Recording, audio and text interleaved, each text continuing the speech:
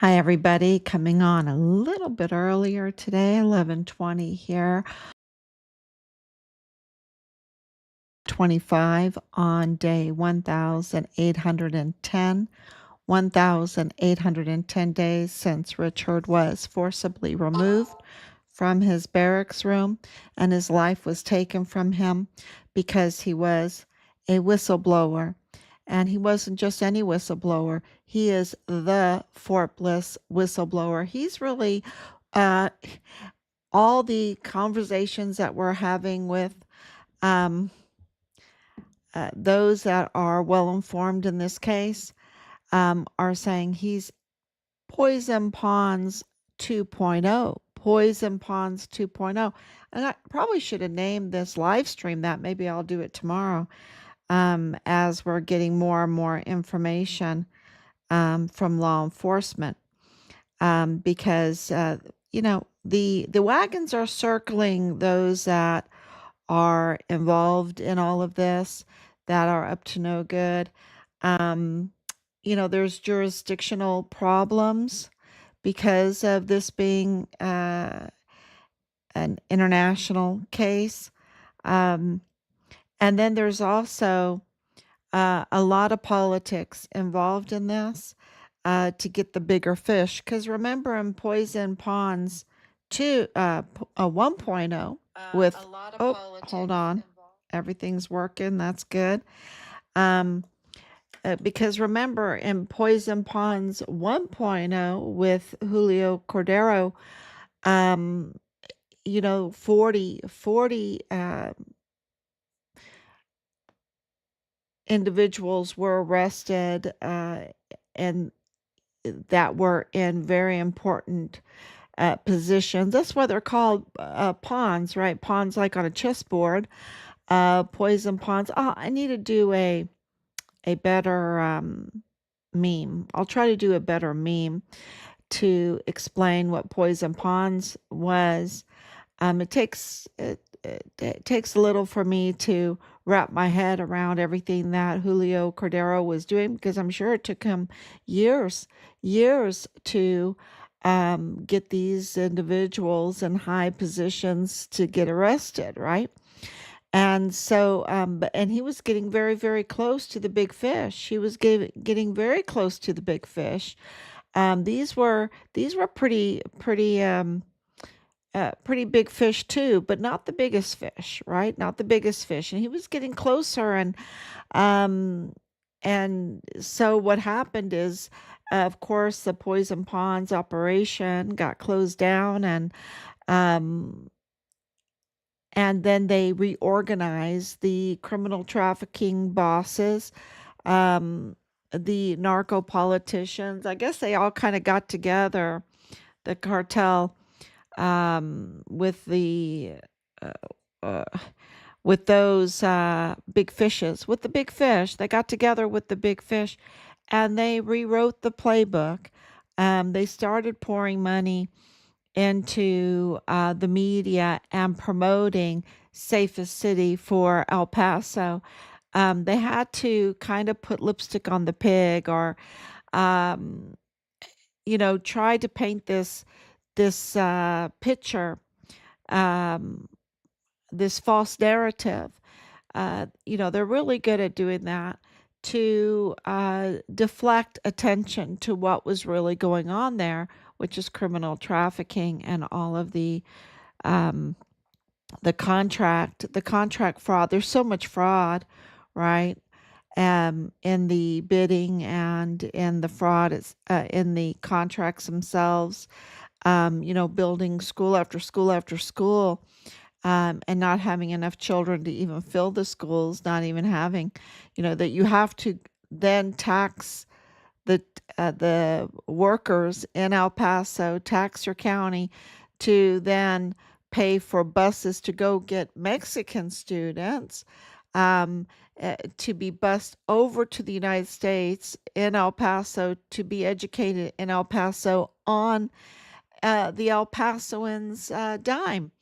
This is kind of the contract fraud that's going on just because they want to build new schools and they want to have contracts for buses or lunch programs or things like that, new desks, new whatever they're contracting for. So that was a really good example. And then you find out that El Paso ISD and even others have tunnels underneath the schools that are right there on the border, and that there's up to no good going on in these tunnels, going back and forth to Juarez, Mexico, right? Tunnels that go underneath that uh, the fence, and right into another country, right? A tunnel right into another country. So and this is Texas, and I know Texas well. I was raised in Texas. And Texas needs to do well because their economy, and like I've been talking about, and I probably should start really um, from the beginning with Richard's case. Richard was a whistleblower that was reporting on the criminal trafficking there that was so bad. He was telling us it was so bad, right? It is very bad. It's so bad. And it is billions of dollars in criminal trafficking, and they tweaked their whole enterprise and their network um, to use the taxpayer dime, especially like Fort Bliss. Think about it, the whole camp, the intake center, the camps, uh, uh, all of the funding coming from U.S. aid for beds and blankets and food and everything like that for migrants. But they use taxpayer money to pay for their brick and mortar, to pay for their supplies. They were even trafficking supplies. So they were absolutely, this is grand theft larceny for the cartel criminal trafficking um, big fish, the El Paso cartel, right? The El Paso cartel, I think they just were trained or worked with the Mexican cartels, and they formed their their cartel there, right there in El Paso, and made alliances with Mexican cartels. And they were apps, and I would say other foreign entities. I would even say China, because we know about the Chinese um, student that was broke his visa and was in the country illegally, was in California, had gotten storage units full of military uniforms and equipment and everything, and was shipping it to North Korea. And we know that from that they made the arrests, and that storage unit, shipping container, was full of stuff that came from Texas. That right? That came from Texas. So we know that the Southern Command, is a real problem for grand theft larceny. Right? That they are just embedded in there to still, whatever they can, whatever is not bolted down. And that also includes fuel. And because of that, Richard saw this corruption and this fraud, and how do they control the soldiers? Well, they have to compromise the soldiers, right? So the soldiers see all this stuff, but what they do is they bring in the young girls. What they bring in is the substances, and they bring in all kinds of nonsense, and they compromise the soldiers with illegal activities, and they film it. They film it. If you're, some of these girls, they look older than what they are. And the 14-year-old girl that was living in the barracks for 4 months, y'all, 4 months, being used and abused, sold every day, probably multiple times a day, 14 years old. and they absolutely knew that she was there. DES Thomas Kane absolutely knew that she was there, um, because she was the stepdaughter of one of his gate guards. So absolutely, you know, this is a command sergeant major is telling us that they're bringing in the girls. We have other command sergeant majors that have very bad connections, along with first sergeants with very bad connections, along with, Richard's chain of command is, we're talking about even officers and up to flag officers and even four-star generals that are up to no good in this billion-dollar trade, and knowing that they had to minimize whistleblowers, any kind of witnesses, by compromising the soldiers, and they film it. And then, if the soldier doesn't agree with something being trafficked or some kind of fraud being perpetrated, um, and they want to speak out, well, I've got some film here. You were with the 14-year-old girl. You know, uh, you can spend some time at Leavenworth for that one. And so they controlled the soldiers, you see. But what Richard did was just magnificent, just absolutely magnificent. And that is, he couldn't be compromised. He didn't take the bait from the young girls. He didn't take the bait from the substances. He didn't take the bait from the parties. Remember, all the evidence is that he refused to even go to the parties. Um, so, just he didn't take the bait, and they have nothing on him. They wanted to get something on him. They wanted to frame him. But he's stellar. He's shiny clean. He's sparkling clean.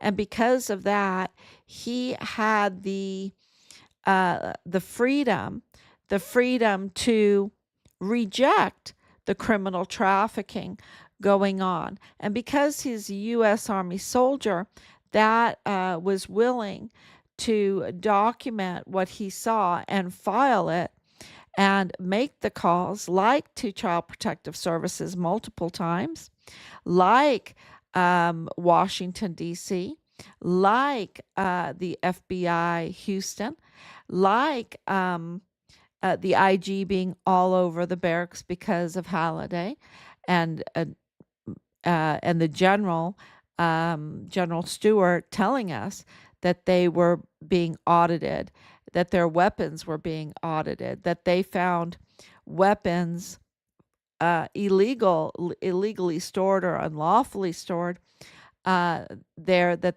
the barracks were flush with weapons that were unlawfully stored, um, or broke regulation, and a lot of those weapons were not registered. A lot of those weapons, and that came from his mouth. Okay, so y- there was a lot of problems going on, and Richard made turned into a whistleblower, an official whistleblower. And our daughter said, "Look, Mom, if he could tolerate this or he could tolerate that, but when they start doing bad things to children, he would never tolerate that. He would never tolerate it." And I know he wouldn't. I know he wouldn't at all.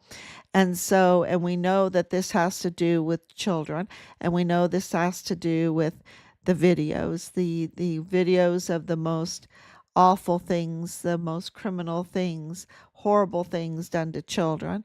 We know that because this was a way of compromising our military, which is a national security threat, in order for the big fish to fill, to make sure they don't have a poison ponds again. Okay, not only did they become, uh, you know, into media, right? They really supported the media. They created their own media platforms like El Paso Matters, um, and they would fund, offset medias, right? So that was a real big part of it. They also designated El Paso as a safest city, right? Or even El Paso Strong. They did that one too. So they'll try to put lipstick on a pig, right? Um, and try to divert people's attention to what's really going on. They also became uh, uh, part of this El Paso Community Foundation, like philanthropists. That's what they became. They were giving out awards, they were giving out grants, they wanted to make themselves look really good, have an appearance of all goodness and wanting to do good for El Paso. But under the surface, to not to be up to no good, to do the most horrible things.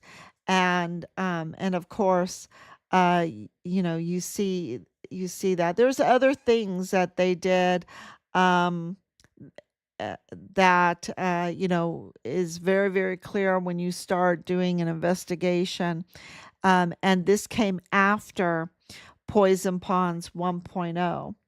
And one of those things, all these steps that they had to take to make sure that that wouldn't happen again, that they would be able to act with impunity.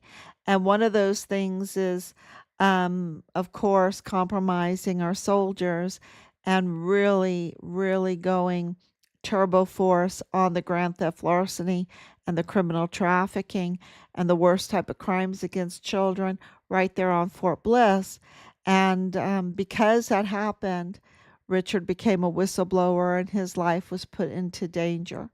And of course, um, and he lost his life because of this reorganization of the El Paso cartel so that they could not have another Poison Ponds 1.0.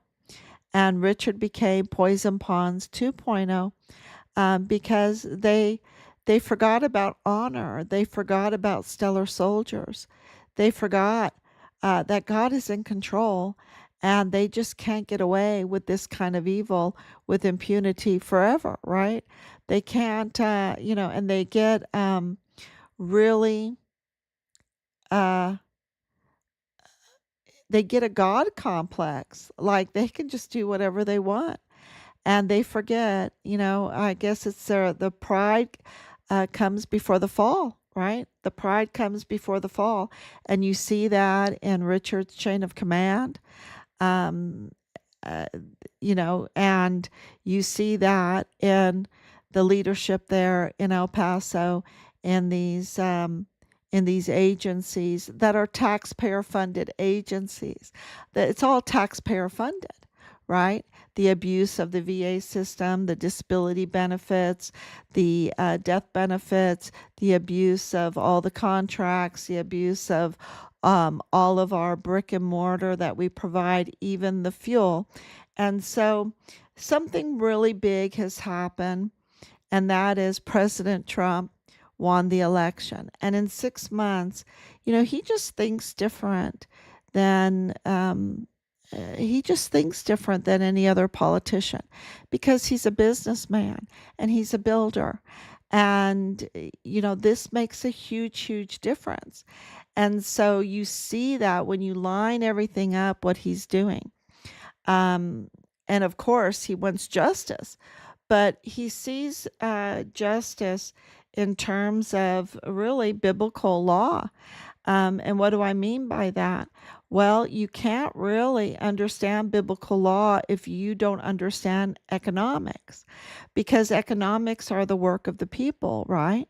And if the work of the people is illegal, if the work of the people is this criminal trafficking, and that's who the restaurants are feeding. That's who the car dealerships are selling their Mercedes to, or their BMWs, or their Ford trucks, or Ram trucks or whatever to. You know, then things get very, very messy, right? Things get very, if that's who you're selling your house to. So, President Trump absolutely has gone after the economics of this, but you can't just turn off the spigot and not uh, uh, redirect the actions of the people, the work of the people, which means the economics of things, right? You've y- you have to have another plan, a legitimate plan for the people, so that uh, money is flowing legitimately, so that the restaurants can feed the hard worker, right? The hard worker that the car dealerships can sell to the hard worker, right? The saver, the and that the real estate agents can sell to legitimate, hardworking, saving people that are legitimate, that are free. Okay, because when things get illegal, when things are ran by the cartel, when you're talking about the worst type of crimes against children, you're talking about a lot of strife, a lot of death, a lot of guns, a lot of drugs, a lot of um, uh, a lot of divorce, a lot of um, abuse, a lot of abuse. And so the whole society is made very unhealthy. And that's why they could do um, what they did to Richard, that they could, forcibly remove him, take his life, dismember him, burn him. We're getting information that they used acid. They had to do what they had to do to get rid of the evidence, and his remains were the evidence. And, but that takes monsters to do that. That takes very desperate, evil people that have been groomed in a very illegal economy, a very illegal, nasty economy. And so, what President Trump is doing is turning off the illegal spigots, but turning on the legal ones, working very hard to make the deals to bring manufacturing back to the United States, or turn off the regulations to make small business easier again, and make manufacturing easier again, to bring in the new technology, AI technology. You can see that he is trying to build an economy for the farmers, to make the farmers' life easier, more profitable, less regulations, but at the same time healthy. Like Coca-Cola is working a deal. We knew that corn syrup is not good for our health, right? And now he's made a deal to put regular good uh, cane sugar into Coca-Cola again. And that is just amazing. That's so amazing. So that's going to be a big boom for Coca-Cola. I think it's going to be a big boom for them. Um, uh, you know, it's so he's doing all of these things and more, with the healthcare, with uh, being able to buy a house and everything. And so what he's doing is he's drawing up the illegal criminal economy that a lot of innocent people depended on, right? A lot of people that were dragged into that situation, especially if you're living in El Paso, you're dragged into it because it was so bad, right? It's so bad. And it was so permeated into the law enforcement. You had no recourse. You couldn't go to the FBI El Paso um, field office and asked for recourse. I mean, we're still waiting for Leilani Hart to be arrested. We're still waiting for our son's remains, right? So you couldn't go there. There was no recourse. You couldn't go to the El Paso Police Department. You might meet up with Jesus Melendez, the K-9 grand theft larceny star, right? The star for who knows what he did for that position, because he's absolutely no good. He's absolutely no good. You got um, right? And El Paso Carzoli, absolutely no good. And in the district courthouse, you're talking about judges' wives that are up to no good. Y'all, they're up to no good because they want their nails, they want their fancy houses. They're dragged into supporting and aiding, abetting the worst type of criminal trafficking. And it's been going on for so long that they don't even have a conscience anymore about it, right? They don't even have a conscience about it. They just want to go on their little vacations and stuff like that. And they even bring in the media, right? They bring in the media and the media and they just sell their soul to the devil. They sell their soul to hell. And it's just very very clear what has been going on in El Paso. It's been a spiral downward um, into hundreds of thousands of children being trafficked through Fort Bliss, and that are now mostly not alive. Right? I mean, this is and the filming of it.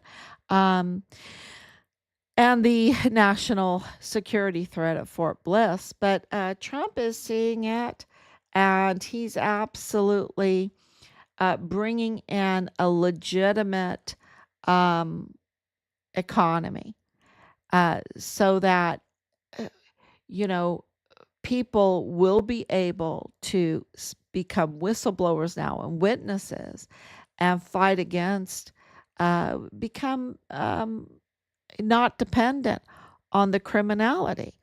And so, what has happened the last 24 hours, or I think it's been happening for a while, but what's been reported is that Alberta and Saskatchewan, Canada, are really gearing up. I mean, the snowball is starting to collect. It's getting bigger and bigger. They're getting more and more support to separate from Ottawa, to separate from Canada's government there in Toronto. And that is huge because Alberta has so much oil, and Saskatchewan has all kinds of stuff too, including uranium. So, this is a energy boom, an energy boom. And what does that mean for Texas? Well, Texas has the refineries. So, if Alberta is free to sell its oil, if it's independent and it's free to sell its oil, it can make such great deals with Texas, right? It can be a boom for Texas with the refineries. And just think of the jobs. Just think of the legitimate, the low cost energy from the oil, the boom for the refineries, and building more and all of the upkeep for those refineries, and then all of the other businesses and manufacturing that comes from having cheap energy. It will just be a boom for Texas, and with that comes, of course, um, y- uh, a legitimate system, right? A legitimate system, not a criminal system, not a system that has to have people in there that are protecting the criminal cartel and the worst type of crimes, but a legitimate system that will give justice, like in our son's case, that's an unresolved murder case, right? And so the economy booming is very good for justice, is very good for making changes to get those illegitimate judges out of the El Paso community, or the El Paso Criminal Law Magistrate Court, to get Mario Raskin Ortiz out. Well, he needs to be arrested, really, out of the position, the very expensive position of chief medical examiner, and to also uh, get Montoya out of his illegitimate position, that, Mr. 2028 stamp, and then also Manny Chavira out of his illegitimate position as the chief police officer for the El Paso ISD. So, and then it goes on and on for there, because the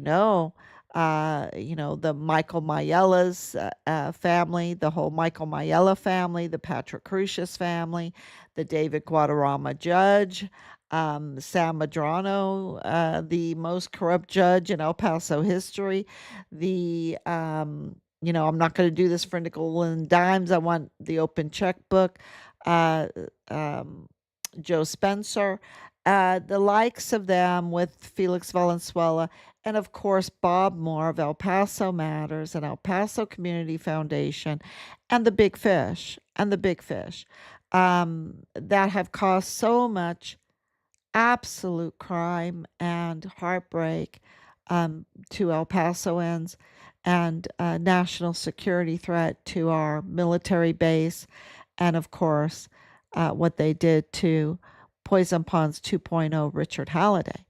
And, really, that really should be the next discussion, that Richard is the Poison Ponds 2.0, that they thought that they would never, ever, ever, it would never, ever happen again, that they could act with impunity because of their new playbook.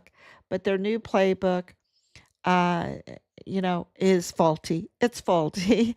and, and Richard, the distinguished honor graduate, the key word there is honor. The key word there is honor. And he was honorable and is honorable. And I think that they didn't count on that. I know they didn't count on that, because all they wanted to do was compromise to bring our young men and women that volunteer to serve in our military, to bring them down. And then when they're NCOs, to uh, bribe them with disability benefits. I think so. I think so. I think I'm right there. There's a lot of disability benefit uh, license plates, right? A lot of fraud there. A lot of fraud. And then, of course, they allowed James Hart to be in IDS Pueblo. Come on, and he has the connections with the Howells, with the Quantico CID. Gosh, y'all. I mean, it's just, when all of this is together, and the Tavita Nusa, or the Nusa brothers, right? This one with surgical skills in the CID. Now, his badge has been terminated, but that his brother was in charge of uh, the bodies of soldiers' remains. Come on, this was all put together, to cover up the big criminal trafficking, and of course, the contract frauds of these LLCs, these businesses. Um, and a lot of that was never delivered. A lot of it had non-deliverables. Um, and it was just $37 trillion is so much money, and that's just what is owed. So there's been trillions of dollars in fraud, waste and abuse, and grand theft larceny. And to know that Alberta has this chance, really pray for Alberta, Canada, because it can make loads of money for the United States, for for Alberta, but for also for residual for the United States too, because that oil has to be refined, and those refineries are in Texas. So that's a real boom. That would be just amazing, and to get that kind of justice. And we have to really always look outside the box. Of course, Richard's case with the child trafficking, with the worst type of crimes against children being connected through this pipeline to Jeffrey Epstein, to Zorro Ranch, and the diversion that is going on right now in the Trump administration. I really feel like it is a diversion. He is very aware of the whole situation, but the whole situation is that there's mutiny, and the Senate hasn't worked quick enough to give him his administration. He still has a lot of appointees, a lot of hundreds of appointees that need to, he has a lot of work yet to do, President Trump does, to lay the foundation of his administration, and to get a a honorable legal economy going in the United States, right? And also to get the criminals out, to get the criminals out. The illegal the illegal immigrants that have been in this country were pawns for the big fish. They were allowed to vote in certain areas. Also, it gave larger numbers to certain areas. They were messing with the whole electoral college vote. Um, there's a lot of mathematics that goes into all of this, to get votes, to get seats in the Congress, to get senators voted in, to approve um, uh, different bills, and all kinds of projects in different places.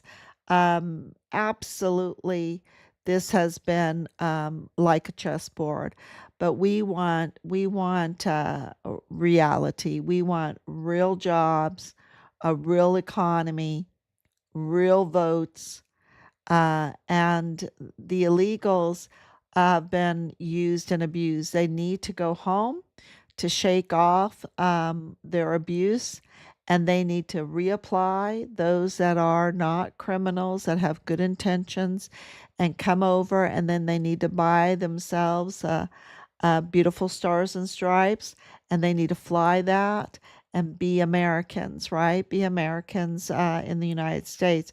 That's what, and be free and contribute to the economy, right? That's what needs to happen, and so that we can get rid of this crime, this really violent crime that our son absolutely faced, and we faced, right? And the abuse of our system, the weaponization of the justice system, the weaponization of the UCMJ, the chain of command, the weaponization of the law enforcement system, and then the dirty deals with foreign countries, right? The dirty deals with the cartel, and that strengthens the cartel there in Chihuahua, Mexico, and so even the Mexican citizens there suffer terribly. And so, yeah, I think when you look at the bigger picture, you can see what President Trump is doing. It's really magnificent. It's really something to see, and him trying to deflect on a pedophile, right? On Jeffrey Epstein. Um, you know, uh, I don't know the whole circumstances. I know that there's a pipeline going from Fort Bliss to White Sands to Zorro um, Zorro Ranch, okay? And, that's for a reason. That's not by accident. Um, but, one step in front of the next. And if you have to get certain things in place before you can address um, that kind, that kind of pipeline, and maybe he's doing it, right? Maybe he's doing it without releasing the files, that who knows who is in there. Because uh, get this, let's talk about Jeffrey Epstein case. What we know is that the Biden administration were up to no good. They had this stuff for a long time, and it has now been absolutely confirmed. And you know me, I'm for Yvonne Rosales when the time, uh, if she's been unlawfully targeted and removed, that's not right, and I call it out. If Governor Abbott is up to no good, and he's totally up to no good, then I'll call that out. Um, right now, the Biden administration, they were totally up to no good, the worst type of evil. They were very bad for our country. They hid the fact that he was not competent, okay? And they couldn't hide it from us. We saw it, but they did not address it. They hid it legally, and so they would not admit to it, and they wouldn't do anything about it. And we had to live with that for 4 years, and it was horrible. And this whole thing with the auto pen and everything. But we also know that they weaponized the Epstein file. They weaponized it because they could, right? Because they like to weaponize Russia, like to weaponize January 6th. And they weaponized the Epstein case. And we know that the videos, the CCTV footage has been tampered with. Now, we know all about that because our son's case and videos have been tampered with, right? His picture was tampered with. The Interpol was tampered with. His files were tampered with. Everything was tampered with. Well, in Epstein case, it's the same way. So, what did they leave out? What did they put in? Right? What did they? It is not dependable. You can't rely on it, right? So I don't know what the Dan Bongino and Cash Patel, what they have gone through, what they have seen, what they know, if they've deciphered all of this. I don't know, right? All I know is that we know it was tampered with. And do they think it's important? Oh my gosh, go look at Dan Bongino and Cash Patel, what they said before they got their positions. They were all over this case. They want to end this child abuse, right? This child abuse. And that's what the people want. The people want arrests. We want arrests already, right? We've been waiting a long time for arrest. Leilani Hart, start with a Leilani Hart. Start with her. She needs to be arrested, right? So, and there's no excuse for her not to be arrested, right? She absolutely needs to be arrested. So this is the uh, uh, uh, what we have to think about, not get hasty, think about what is going on. And this deal with Canada is just another example. It's just another example that there's a lot of things going on to secure the foundation. Um, to get these arrests, to get justice. But, I can tell you right now in El Paso with Veronica Escobar, and then with Senator Ted Cruz, he's not ready yet. He's not ready. He's messed up. He's messed up. Um, and of course, in Texas, Cornyn, he's messed up. Um, in El Paso, the whole system is messed up. Where are you going to go to get recourse? Where are you going to go to get justice? And it's happening. It's happening even with that kind of messed up. It's Poison Ponds 2.0. And that is, we're hearing that they're circling. They're circling. I think Lilani Hart might not have time to go get her nails done. She might not have time in the near future for those kind of things.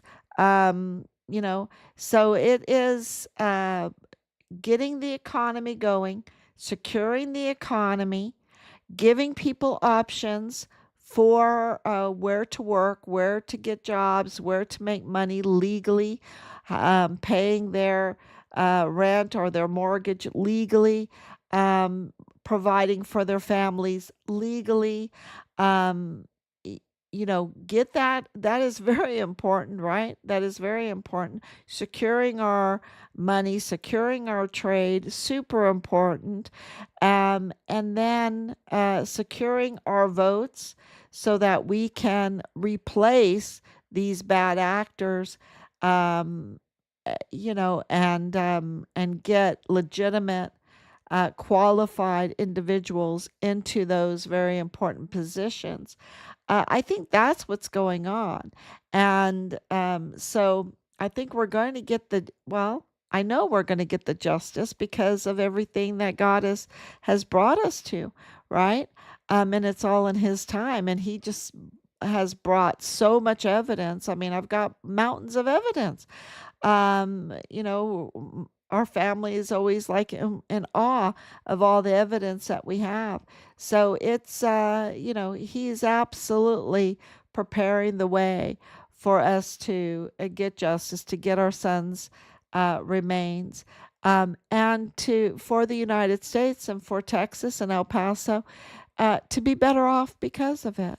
And of course, President Trump was the main um, target of all of this. That's why they went after Richard. He was such a threat. President Trump was such a threat um, that Richard became a huge threat also, because when you have one that wants to do the right thing, and then you have a soldier that wants to do a right thing, and they both have honor, right? They both have honor. It's uh, you know, it's the end of them. It's the end of them, and the poison ponds are now looking at 2.0. And so that's really my message for tonight. Um, I think everyone listening needs to just think outside the box a little bit, because we have a president that thinks outside the box. And, say a lot of prayer. I'm very grateful for all the prayers. Um, but I can tell you that behind the scenes, I want to give you a little bit of comfort. Behind the scenes, things are really happening. And, you know, um, it's just, yes, there is mutiny. Yes, there is bad actors that are just lobbing whatever kind of distraction or not even that, they're crimes. They're crimes that uh, to to sabotage, to sabotage a legitimate economy, to sabotage. They've been making money so long off of this um, billion-dollar criminal trafficking and contract uh, uh, fraud not network that their grip is so tight on it. You almost have to pry their fingers away from that kind of criminal activity. And I think that's going to be where the arrests are. We want the death penalty to be on the table.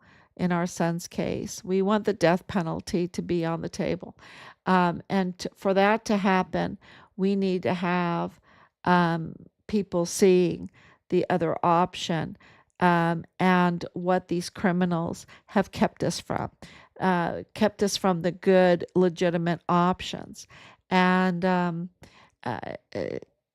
And then I think that there will be knowledge enough to know how justice was so obstructed and how evil this crime was that we can absolutely have the death penalty on the table for our son's case. So thank you so much, everyone, for coming on and sharing all of this information. And we will be back tomorrow, God willing. Thank you so much, and please share. Bye bye.